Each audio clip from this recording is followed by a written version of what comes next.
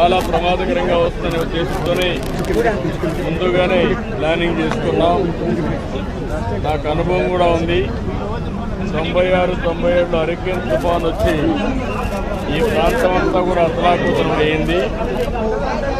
అదే మరి అనేక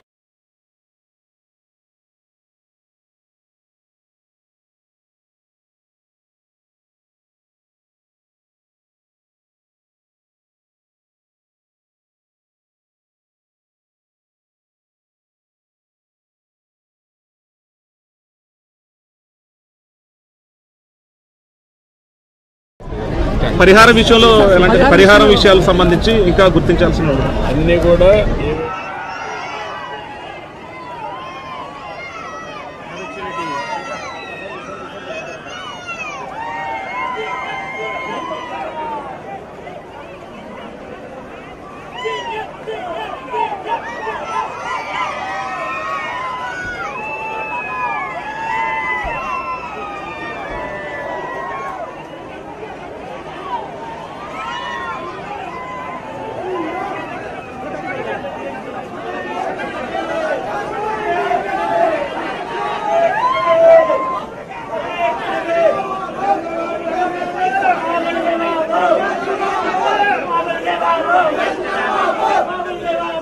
సన్నరకాలకి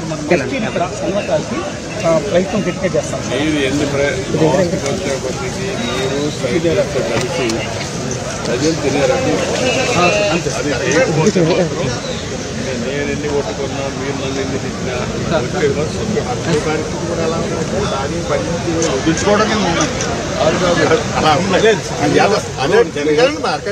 అనుకోవద్దు. నువ్వు కూడా రైస్ తినకూడదు, నేను కూడా. ఎందుకంటే కార్బోహైడ్రేట్స్ ఆంధ్రాలో ఉన్న వాళ్ళందరికీ షుగర్ ఉంది. షుగర్ అనేది gateway for all diseases. ఏ రోగం రావాలన్నా షుగర్ ఉన్న వాళ్ళకి అన్నీ వస్తాయి. ఒకసారి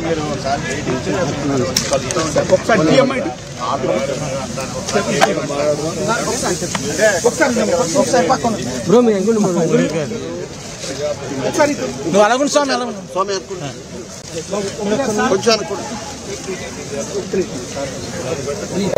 సార్ ఒక్క నిమిషం పట్టుకుంటే ముందు సార్, ఒక్క నిమిషం సార్. మనకి మేజర్ ప్రాబ్లం మీరు అటలేనా సైడ్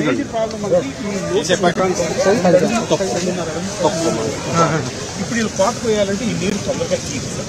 అందుకేనంటే ఇప్పుడు ఇలాంటి ముందు వచ్చినాయి అనుకోండి సార్, ఇలా హార్వెస్టింగ్ కూడా ప్రాబ్లం సార్. అంటే కొంచెం దీర్ఘకాలిక రకాలు వేసినప్పుడు కొంచెం కాలం ముందు వేస్తే దీర్ఘకాలిక తుఫాన్లన్నీ దాటుకు వచ్చేస్తాయి సార్.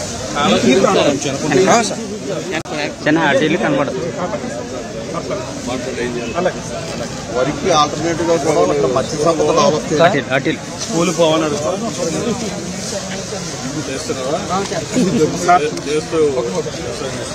ఎవరైతే అందరూ చదువుకుంటే వెళ్తే వ్యవసాయం అయిపోతుంది. మరి చదువు మానే మేజర్ డ్రైన్ సార్, డ్రైనేజీ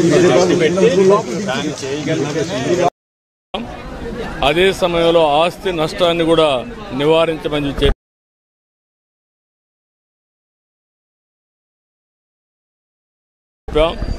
చాలా వరకు అది సాధించగలిగాం.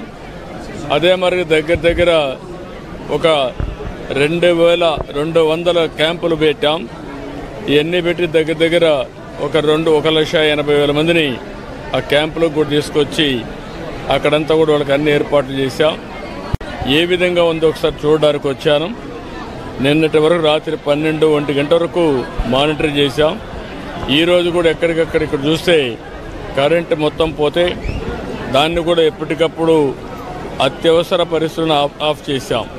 మళ్ళీ రివైవ్ చేశాం. 4 సబ్స్టేషన్లు తప్ప అన్ని సబ్స్టేషన్లో కరెంటు కూడా ఇచ్చి 2 గంటల లోపలనే మొత్తం కరెంట్ ఇచ్చే పరిస్థితికి వస్తున్నాం. అన్నీ కూడా పర్యవేక్షిస్తున్నాను. ఎప్పటికప్పుడు రియల్ టైం గవర్నెన్స్ ద్వారా పర్యవేక్షిస్తూ ఎప్పటికప్పుడు అన్ని శాఖల హెడ్స్ కూడా దీన్ని పర్యవేక్షిస్తున్నారు. కలెక్టర్ సమర్థవంతంగా పనిచేస్తున్నారు. చాలా వరకు ఒక మాటలో చెప్పాలంటే నేను చాలా తుఫాన్లు చూశాను, చాలా సంక్షోభాలు చూశాను. కానీ ఈసారి మాత్రం జిల్లా యంత్రాంగం, అదే మరి రాష్ట్రంలో ఉండే అధికార యంత్రాంగం, ప్రజాప్రతినిధులందరూ కలిసి సమిష్టిగా పనిచేశారు. ప్రజలకు పెద్ద ఎత్తున ఉపయోగపడ్డారు. రాబోయే తొందరలోనే మిగిలిన ఏవైతే ముందు ప్రిపేర్డ్నెస్ వల్ల చాలా వరకు జటిలమైన సమస్యని చాలా సమర్థవంతంగా ఎదుర్కొన్నాం. నిన్న అందుకనే రెస్క్యూ కూడా మీరు చూస్తే 2 తప్ప అక్కడెక్కడ చనిపోయే పరిస్థితి లేకుండా మనం కాపాడుకోగలిగాం. ఇప్పుడు వీళ్ళందరికీ రిలీఫ్ కానీ మనం అనుకున్న ప్రకారం ఇవ్వాల్సిన అవసరం ఉంది. అవి కూడా ఆదేశాలు ఇచ్చాను, తొందరలో పూర్తి చేస్తాను. రాష్ట్రం మొత్తం మీద శ్రీకాకుళం నుంచి తిరుపతి వరకు మోస్ట్ ఎఫెక్ట్ అయిన తుఫానుగా హైయెస్ట్ ఏ జిల్లాకి ఎక్కువ డ్యామేజ్ జరిగే అవకాశం? అంటే రకరకాలుగా ఉంది. వరి పంట కొంతవరకు దెబ్బతినింది, హార్టికల్చర్ పంట కొంత దెబ్బతినింది. కొన్ని జిల్లాల్లో విపరీతంగా వర్షాలు పడ్డాయి. ఈరోజు నెల్లూరు, ప్రకాశం, బాపట్ల దగ్గర పరచూరు ఆ ఏరియాలో నేను ఏరియల్ సర్వేలో కూడా చూశాను. ఎక్కువ నీటితో మొత్తం కూడా ముంపుకు గురైంది. ఇక్కడికి వచ్చే కొందికి గాలి విపరీతంగా వచ్చింది. అది కూడా ఒక 70-75 కిలోమీటర్ల స్పీడే వచ్చింది. అదే కానీ ఇంకా ఎక్కువ వచ్చుంటే మన కొబ్బరి చెట్ల కంటే ప్రమాదం వచ్చేది. ఆ పెను ప్రమాదం తప్పే పరిస్థితికి వచ్చింది. అయితే అన్నీ కూడా ఎన్యూమరేట్ చేస్తాం. కొంత నష్టం జరిగింది.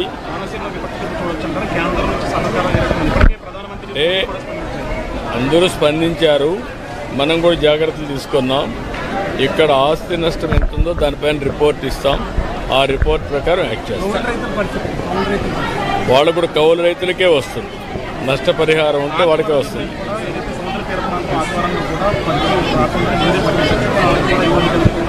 మొత్తం మీకు అన్ని విషయాలు కూడా అనలైజ్ చేసుకుంటాం.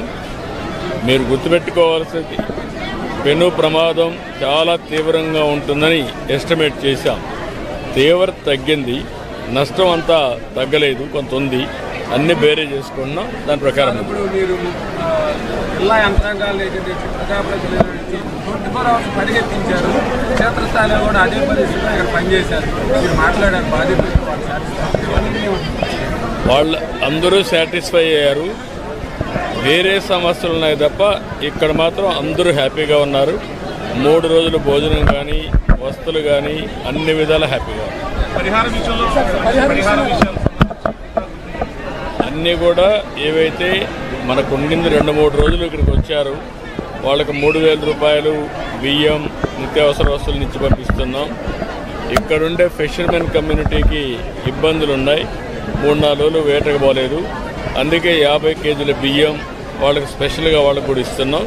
అదే మరి చేనేత కార్మికులకి, మత్స్య కార్మికులకి అదనంగా 50 కేజీలు ఇస్తున్నాం.